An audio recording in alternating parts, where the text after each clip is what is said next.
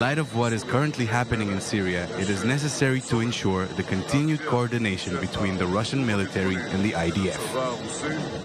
That's the Prime Minister of Israel right before he left this morning to Russia. That high-stakes meeting underway, in fact, right now in Moscow. A discussion with President Vladimir Putin. They're discussing the crisis in Syria. Netanyahu is in Moscow today for the annual Victory in Europe military parade.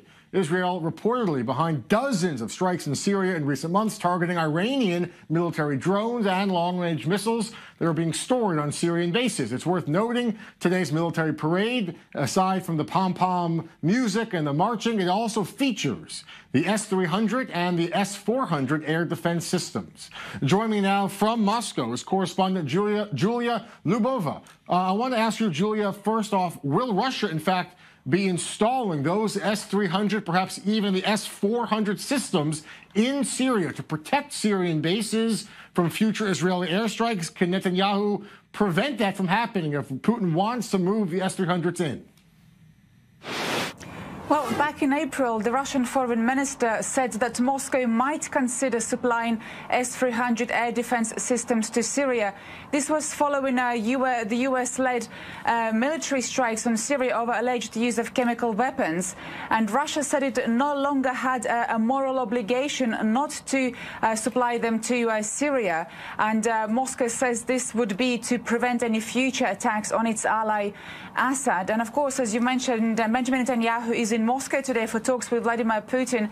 They are, of course, likely to discuss the Iran nuclear deal and the situation in Syria, and the S-300 delivery might also be discussed. But it's not clear just how Netanyahu might stop Russia from supplying those S-300 systems to Syria.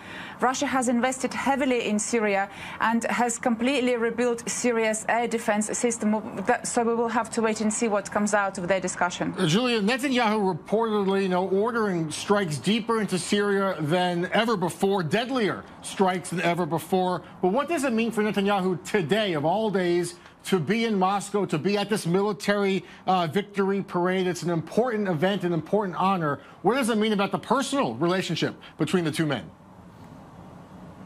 Well, indeed, Russia and Israel have a warm relationship, and particularly Vladimir Putin and Benjamin Netanyahu. Both leaders have visited each other's countries at each other's invitations in the past, and of course today Netanyahu is at this Victory Day parade in Red Square. This event is very important for Vladimir Putin, as it is for most of Russia as well. So it's unlikely that their relations are getting any worse. In fact, it's getting warmer by every day. And of course, it was important for Vladimir Putin to see a figure like Benjamin Netanyahu, the Israeli Prime Minister, in Red Square today, along with few other international leaders. So indeed, plenty to discuss between the two leaders at their talks at the Kremlin later. And indeed, it's an important day for Russia and for Vladimir Putin, and important to have Benjamin Netanyahu there at the parade as well. Julia, Iran today is promising retaliation. A short time ago, lawmakers in parliament, they were burning American flags. They're promising vengeance against Israel and America. What influence does Russia have to stop that? What influence does Russia really have over Iran's growing presence in Syria? Well, indeed. So Russia, when we heard the announcement that the United States is pulling out from the Iranian nuclear deal, Russia said it was disappointed at the decision, and Russia says it wants the deal intact.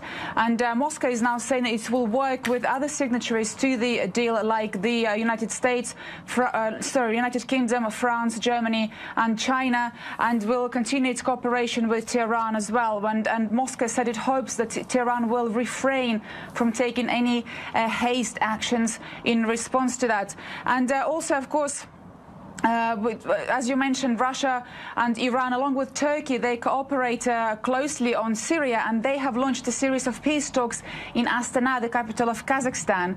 Also, the three sides held several summits to try to launch negotiations, but so far neither Russian or Iranian influence has led to any improvement in Syria.